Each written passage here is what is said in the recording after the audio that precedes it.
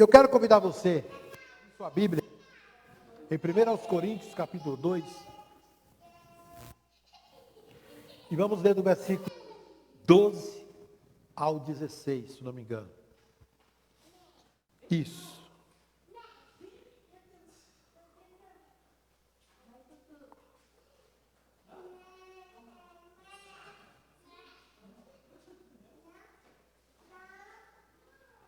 Primeiros Coríntios, capítulo 2, do versículo 12 ao 16. O texto vai aparecer aqui na tela, então acompanhem conforme formos lendo. Versículo 12 diz assim, ó, e nós recebemos o Espírito de Deus, e não o Espírito deste mundo, para que conheçamos as coisas maravilhosas que Deus nos tem dado gratuitamente. Olha o versículo 13, diz, quando lhes dizemos isto, não empregamos palavras vindas da sabedoria humana, mas palavras que nos foram ensinadas pelo Espírito, explicando verdades espirituais a pessoas espirituais. Versículo 14 fala assim, ó, mas o homem natural não aceita as verdades do Espírito de Deus.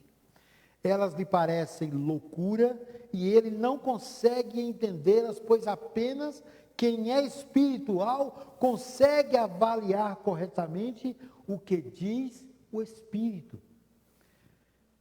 Versículo 15, irmãos, diz assim, quem é espiritual pode avaliar todas as coisas, mas ele próprio não pode ser avaliado por outras pessoas.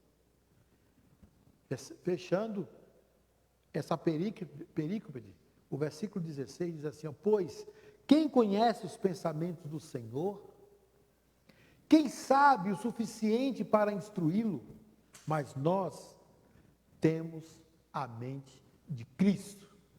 Amém? Eu quero falar nessa manhã, vivendo a mente de Cristo. Talvez um tema, um tanto quanto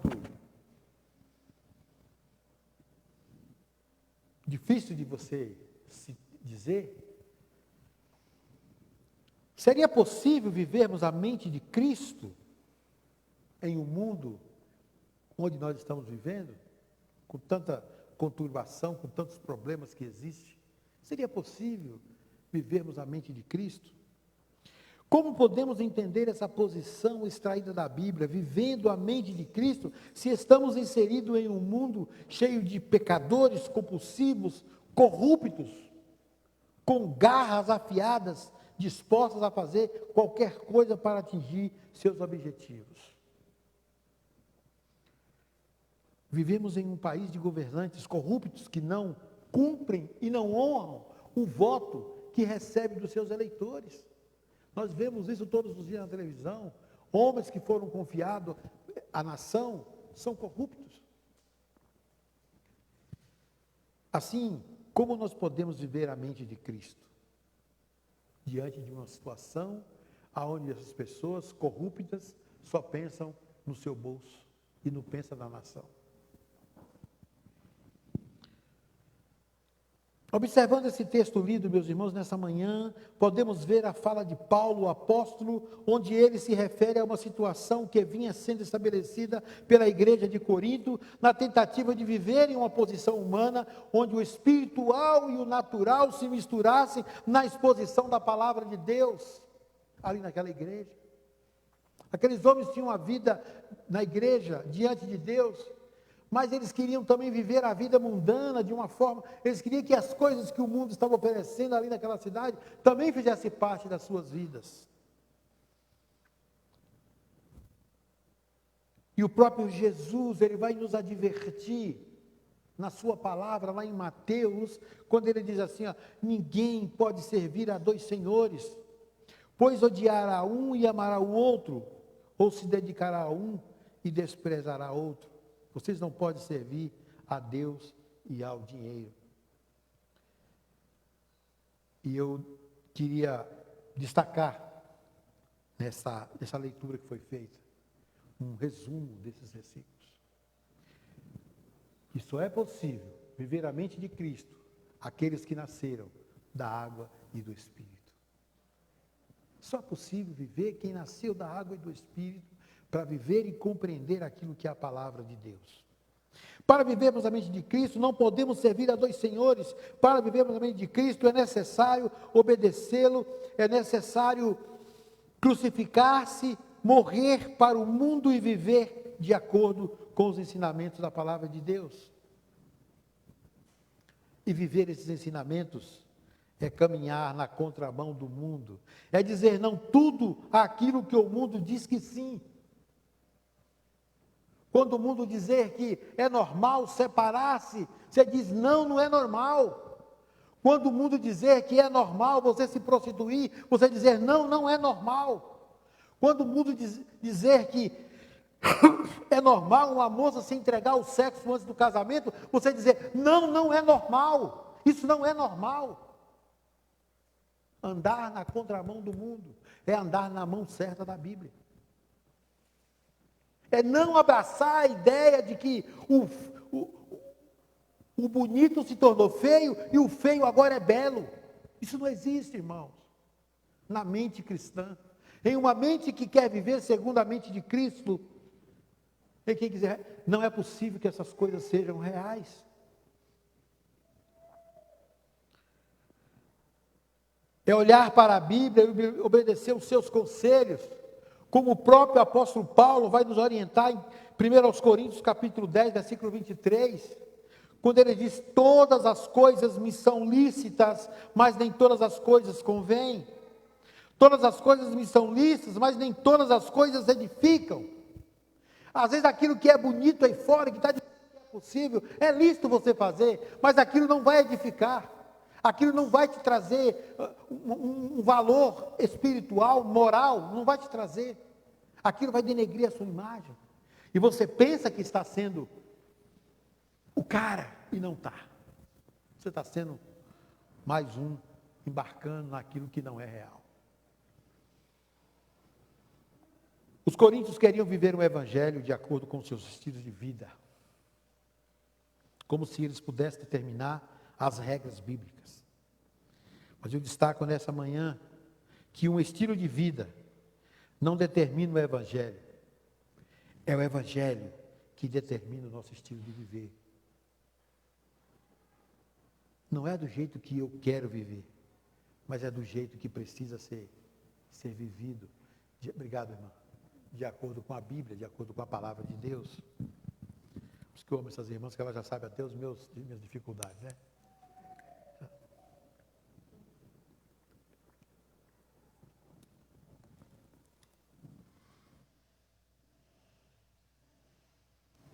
Sabe o que aprendemos aqui, irmãos? O meu estilo de vida não determina o evangelho. É o evangelho que determina o nosso estilo de viver. E é deste estilo de vida que é determinada pela palavra que o texto está falando. O estilo de vida que nos trouxe esperança. E nos lembra que somos peregrinos e forasteiros neste mundo. E por isso devemos sempre ter a consciência da fugacidade da vida. A melhor maneira de viver com essa consciência é ter a mente de Cristo. Quando falamos do estilo de vida como peregrino, estamos falando de uma nova pátria, um novo endereço. Estamos caminhando para uma terra estranha. Estamos caminhando por uma terra estranha, cheia de perigos, morando em endereços que não é o nosso endereço final.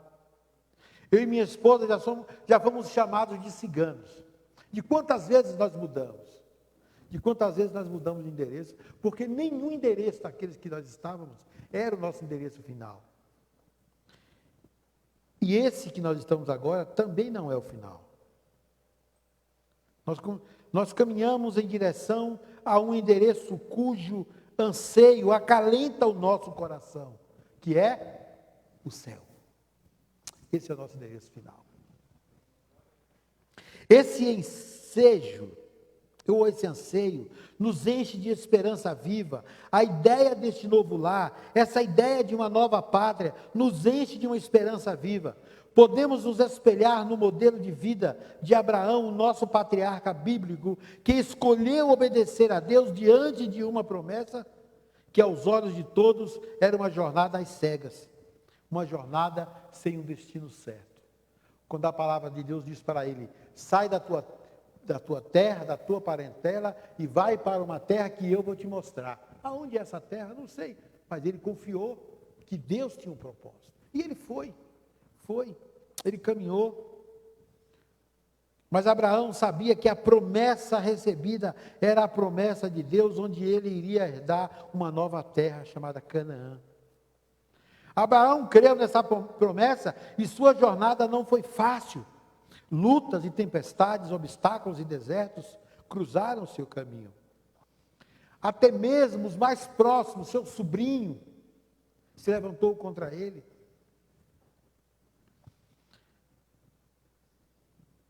Quando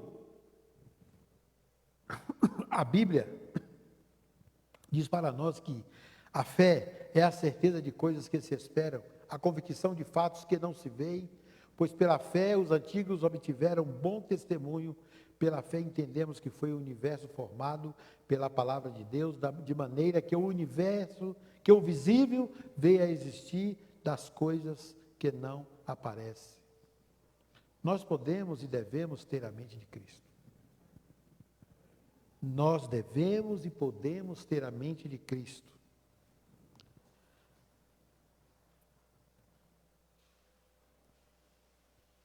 Porque nós não fomos, ou nós não recebemos o Espírito deste mundo, mas o Espírito que provém de Deus para que pudéssemos conhecer o que nos é dado gratuitamente por Deus. Está no versículo 12 do texto lido.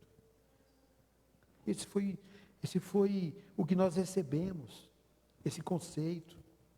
Uma mente forjada na cruz, forjada pelo sangue de Cristo, para vivermos os propósitos de Deus aqui na terra, enquanto peregrinos, compreendendo e entendendo a certeza da esperança da Canaã celestial. Então, esse texto está nos dizendo que nós compreendemos aquilo que Deus determinou para o seu povo, para nós, para a sua igreja.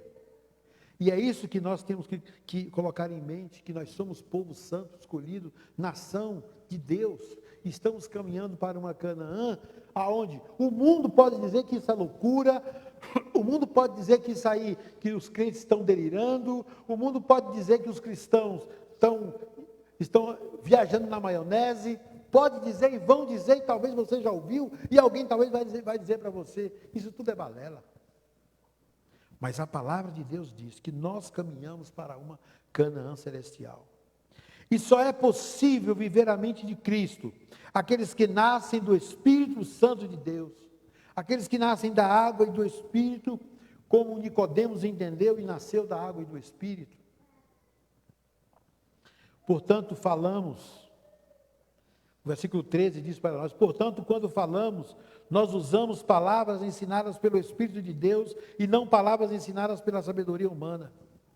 Assim explicamos as verdades espirituais aos que são espirituais.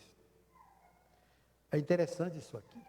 A vida cristã, ela deve ser vivida de forma autêntica, onde suas palavras tenham poder de convencer a igreja a ser igreja.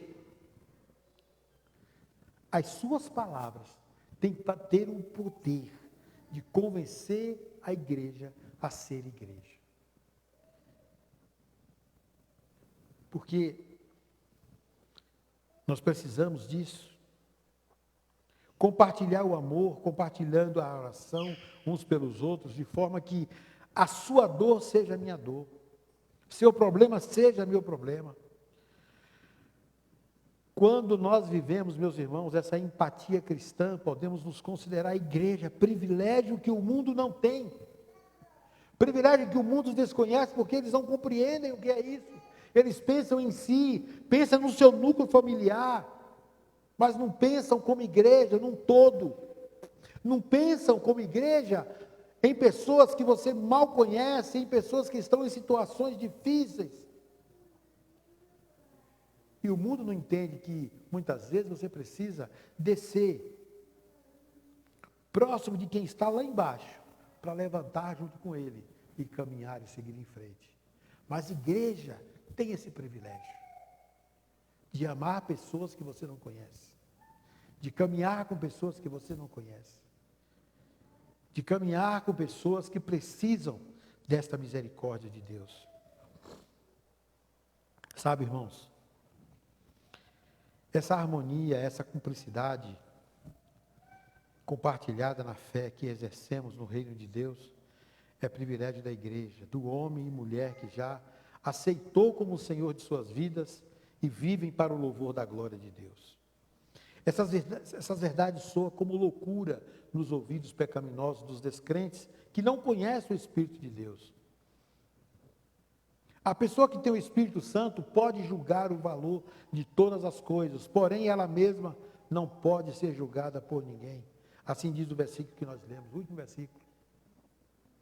Quem é o juiz de todas as coisas? É uma pergunta. Quem é que governa sobre tudo e todos? A resposta é simples, é Deus, o Senhor absoluto. Somente Ele pode nos julgar e nos consertar. Meus irmãos, quem tem o Espírito Santo de Deus inserido em sua vida e vive em obediência, pode declarar ao mundo através de atitudes que vive a mente de Cristo. Quem tem esse conhecimento da palavra de Deus, tem esse privilégio de viver a mente de Cristo. Eu quero encerrar essa palavra com uma ilustração. Quem assiste televisão, pôde ver veicular aí nas redes de televisão, uma publicação no dia 10/4/2021. Desculpa. Pelo jornal Metrópole, se não me engano, acho que de Minas Gerais, diz que um policial mineiro, ele fez compras para um vendedor de picolé que só tinha pacote de arroz em casa. Não sei quem ouviu essa ilustração e me chamou a atenção. E ele começa assim, me causou estranheza. Julieder, que foi o nome do policial, fez questão de mencionar que se hoje pode ajudar financeiramente o próximo, é porque Deus, como acredita, deu tal condição. E eu fiquei pensando, Julieder disse, eu fiquei pensando, como que isso causou estranheza das pessoas que estavam vendo.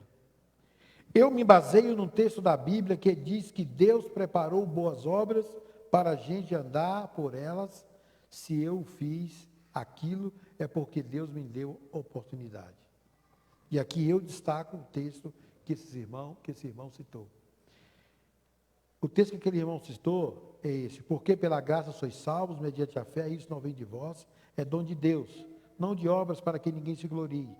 Pois somos feitura deles, criados em Cristo Jesus, para boas obras, as quais Deus de antemão preparou para que andássemos nelas. Uma boa obra é o cumprimento da vontade de Deus.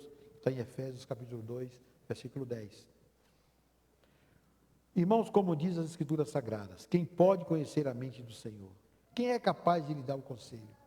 Mas nós pensamos como Cristo pensa. Versículo 16. Só é possível, está na tela, só é possível vivermos a mente de Cristo, aqueles que nasceram do Espírito, da água e do Espírito do Senhor. Vamos, irmãos, procurar fazer o bem. Vamos ter a mente de Cristo. Como igreja do Senhor, precisamos caminhar rumo aos céus. E caminhar rumo aos céus é tentar caminhar fazendo aquilo que o Senhor quer que façamos. Fazer o bem a todos. E que nessa manhã você possa ter esse estilo de vida, não determinado por aquilo que você acha, mas determinado por aquilo que o Evangelho, que a Bíblia nos orienta a fazer. Que Deus nos abençoe. Que você tenha um bom dia.